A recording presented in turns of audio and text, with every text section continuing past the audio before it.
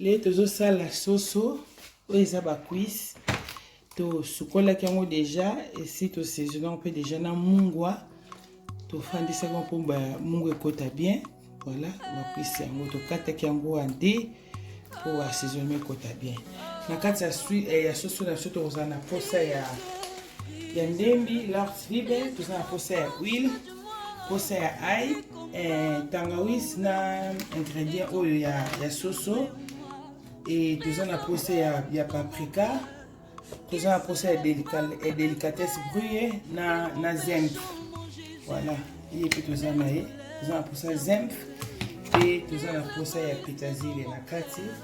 Tout suka biloko na biso pe to konika mo nyonso ensemble pe tozo saisonner soso na biso. Awa tozo suka biloko na biso nyonso oyo tozo salela to saisonner pour na soso. Tozo suka ndembi to kotia nyonso te po ekoleka ebele nazo longa nanga mosusu. Voilà.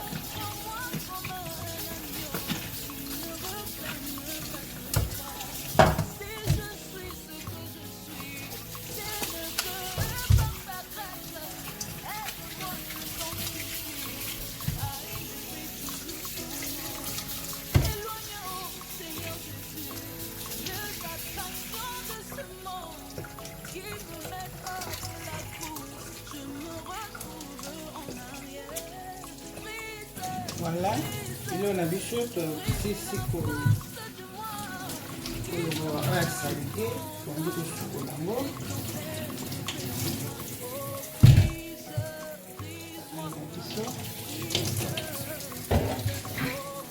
Oui, pétazile et marito. Le chocolat qui déjà n'a pas passé encore pour la dernière fois.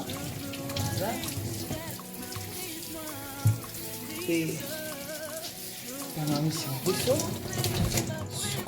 Tunito kata tout ça on a next. Voilà, si vous avez kata biloko na biso poto côté ça on a next.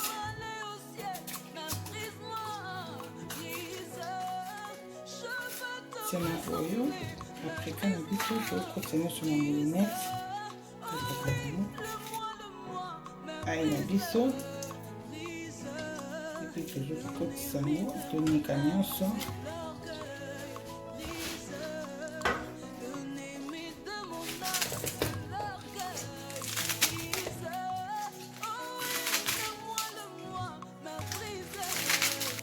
Tolingi to banda ko kata biloko na biso to banda ko nika ko biloko nyonso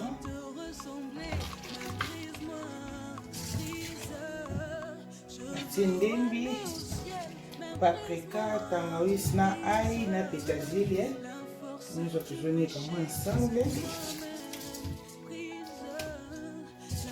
et la kasi to kotia manda mamai pour biloko nyonso eza tout sec. On tient maï et nikama vraiment bien.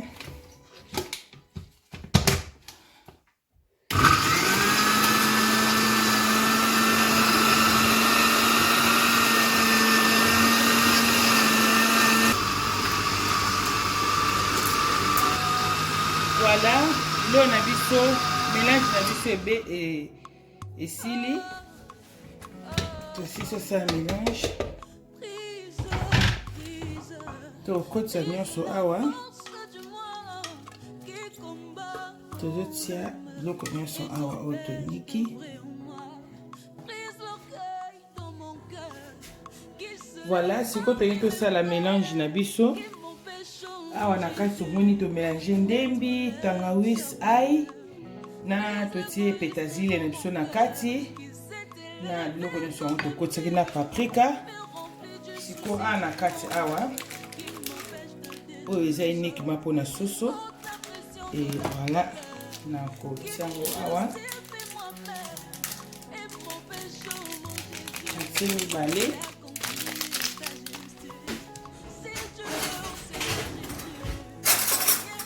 Mpe na kati nazotia délicatesse brûlée na biso. Natie lutu moko ya moke ya café pour oyo eza na mungwa plus mpe soso na saisonnaki ye déjà presque 1 heure du temps yango oyo banda natiaki ye na saisonnement ya mungwa mpo soso aza na épaisseur makasi to kotia na kati awa tozomona schwarzpfeffer kotia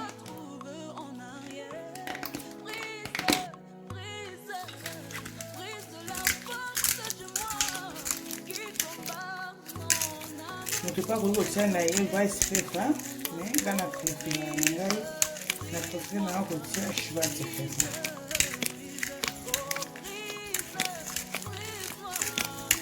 Voilà kati awa so tozotia délicatesse ya nini ya zen yango oyo kotia kaka mokie mpona juste mpona goût soki otia ebele ekolengisa mpe mosuni makasi mpe tokotia muscade na biso ya mbuma. Voilà tozotia mwanda wa muscade na biso yango oyo juste mpona mokie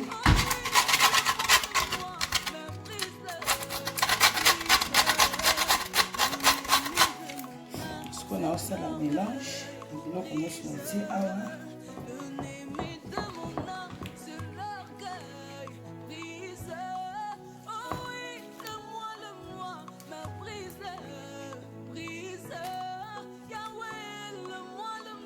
Voilà, de mélanger biloko nyonso sikoyo nazotia huile na kati. Voilà, tozokotisa tozotia huile awa na kati. Tozotia huile, tosi tosala déjà mélange na biso. Totie huile na kati awa. Et totie huile, tozosala sikoyo mélange na biso. Voilà, sikoyo toyebi tosala mélange nazotia ndambo awa naotia nyonso te mpo ndambo etikala tokosala yango mwa ndambo ya sauce ya kolia na pembeni.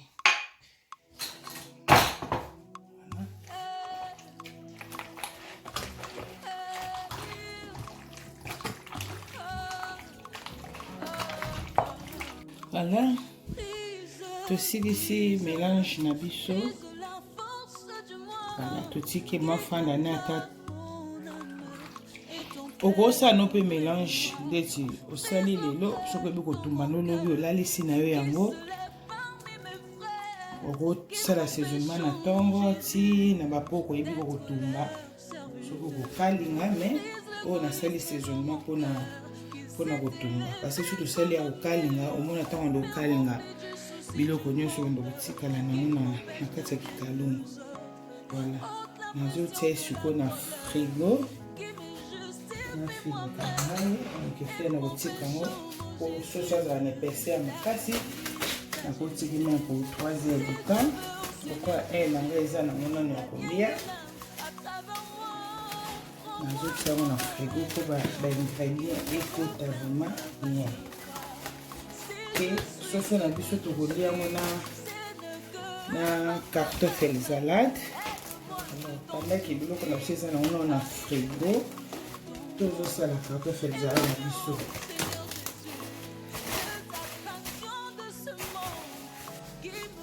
Voilà, tozo continuer tosi so saisonner soso na biso tolingi tosala kartoffel salade. Na kati ya kartoffel salade tokozala na posa ya salade na biso ye yango oyo totokisaki yango na baposo totokisaki yango depuis lobi tolalisi na frigo. Pourquoi tolalisi yango na frigo? Tolalisi yango na frigo ntango tokolubanda kokata yango ebanda ekangama te ezala kokangama te ntango natokisi esili otiki yango apkule mokie apo otie na frigo elali kotika yango anart. Et na kati ya salade na biso tokozala na posa ya maki tozala na posa ya guac. Voilà yango tozala na posa ya mayonnaise tozala na posa ya gemuse brûlée et schwarzpfeffer tozala na posa ya flash-wurst yango oyo tozala na posa ya litungulu et na pétersilie na mai. Tokomona ndenge tokosala mélange na biso ya kartoffel salade. Voilà, tu as d'abord pomme de terre, tu as poisson. Là, tu as la poche salade na biso.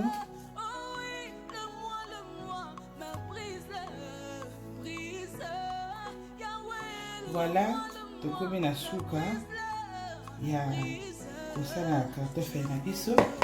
Ya pomme de terre na biso, tu as na pomme de terre na biso ya moyo. Tu silisi epanzani te. Et bien kaka bimba pona tokisaka ko etokama ya potopoto te tokisaki na bambuma na baposo ya tozobona pe cartofle na biso ndenge ebimi sikoyo tozobanda kokata yango zo voilà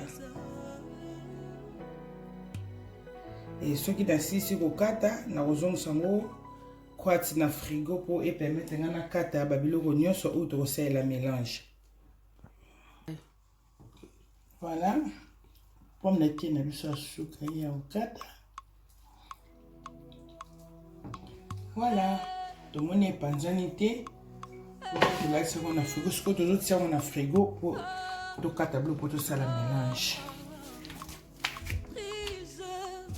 Voilà, sikoyo tokola kata na biloko mosusu tosala mélange. Na otia nyonso te nazotia kaka moko na kati moko ye totia so na frigo.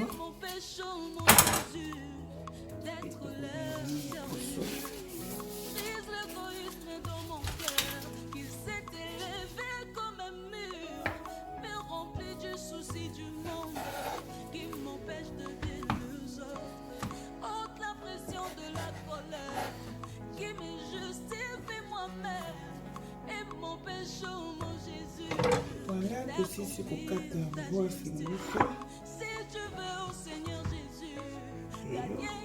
Pour 4 tout le monde les tout na teni sauté na kati ndam oui juste kapo na ku.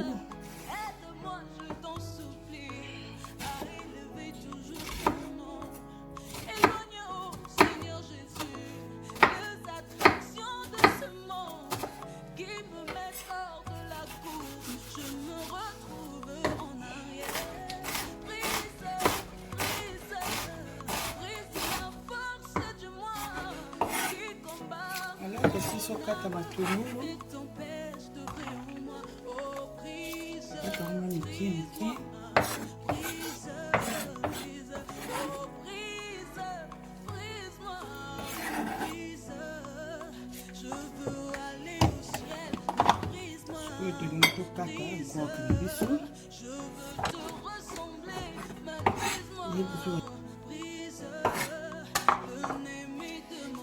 Ceci sont 4 gros qui me biso.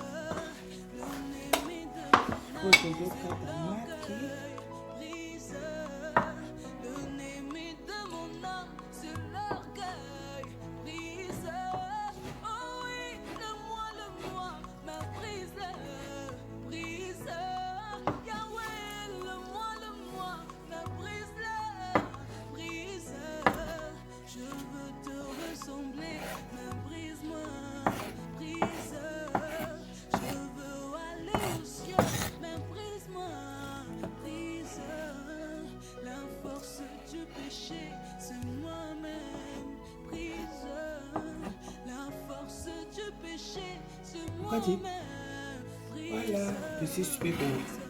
Katamaki, c'est awa.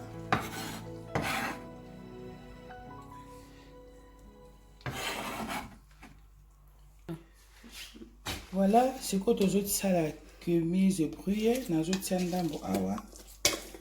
Monima et yangoyo. Les autres gemuse bruyère, nakati. Ici.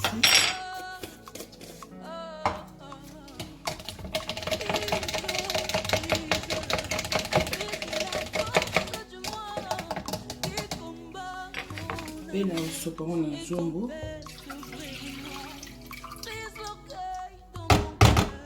Na kopekisa ngo mwa ndambu.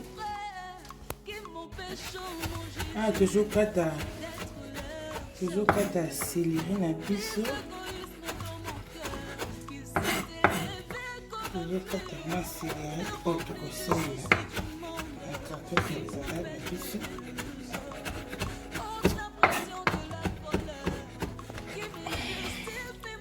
Voilà, tosisi kokata kitazile na biso. Voilà, mai na nga natiaki na gemuse brûle yango etoki tolingi tobanda kosala mélange na biso. Voilà, tobandi mélange ya matungulu, tokotia matungulu epuis totie roquin. Voilà, gemuse brûle na biso tokisaki yango oyo tokosopa ngo wana likolo kataka ekufe.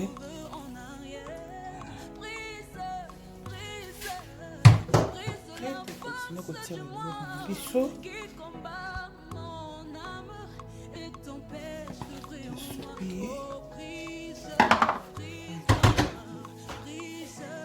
Voilà, totie deja biloko na biso sikoyo oyo ezali mai na biso ya goke. Natie ndambo awa nazosala na mélange tia mayonnaise awa.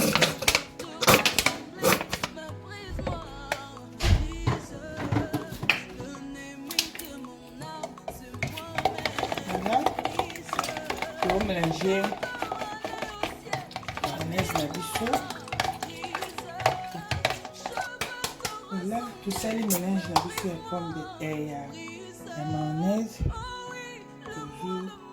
Sopango awa natie na ndambo tosala na mélange.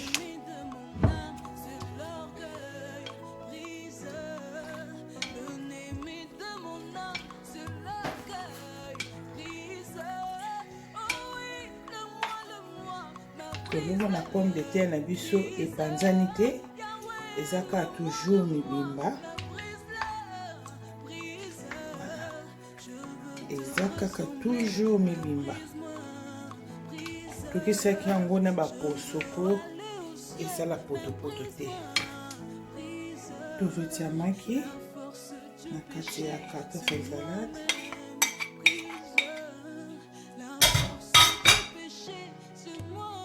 Tozomona pomme de terre toujours ya mibimba. Tozolia yango lelo na soso ya kotumba.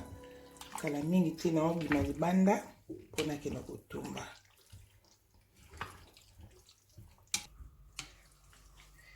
Voilà, aussi. Voilà, tosisi mélange na biso ya carton federal na biso. Tozozoka na frigo natanda tokende kotumba. Epetazile na biso totiaki yango mpona décoration mpe na geschmack mpe lisusu.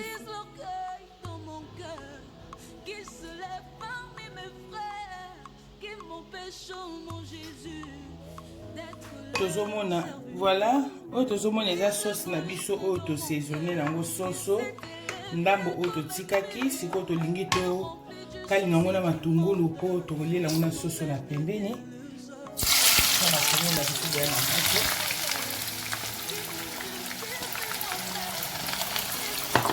Tokalinga matungulu atoko tokotia yango mpe letomele zilolela soso na soso. Voilà, sikoyo tozotia sauce na biso awa na kati ya matungulu. Nakotia mai te, nakotia yanga mpe lisusu ingrédient mosusu te mpo nyonso deja tosaisonaki eza na kati ni mungwa. Tokotika ye sikoyo atoka na ye mpe tokomona suite ndenge elima. Tozomona misuni na biso tosaisonaki ndenge ezobela soso ya kotumba yoka elengi.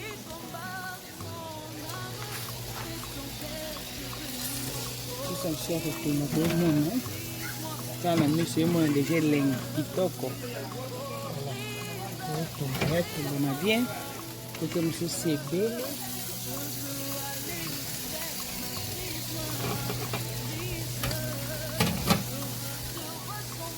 Voilà, tukomi na suka, sikoyo toomaka na table tolia. Tomoni soso na biso, pomme de terre. Soso na biso, sauce na chile tosalaki. Mboyo. Voilà, tosilisi. Tomoni biso tomati na table tolia. Mboyo. Na mwa vin na biso ya alcool fry na pembeni. Bon appétit et à la prochaine.